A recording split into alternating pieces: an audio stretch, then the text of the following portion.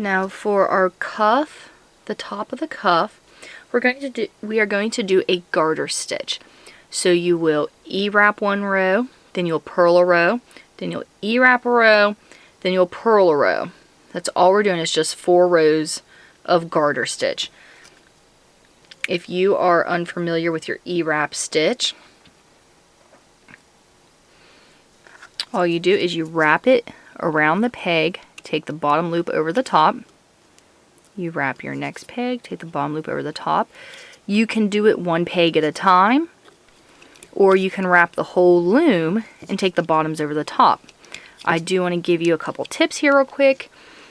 If you E-wrap one peg at a time, that will avoid what is called laddering. And laddering is where if you E-wrap the whole row, take the bottoms over the top, and you keep doing that with every row, you're going to end up with a line in your project where the tension isn't as even. So I have found that just doing one at a time works the best for me. And if you can notice, when I wrap it, I'm actually bringing the yarn up past that second peg, so I could take it over and it's already halfway done. That seems to cut down on a lot of time working on this. So go ahead, E-wrap one row, purl a row, E-wrap a row, purl a row.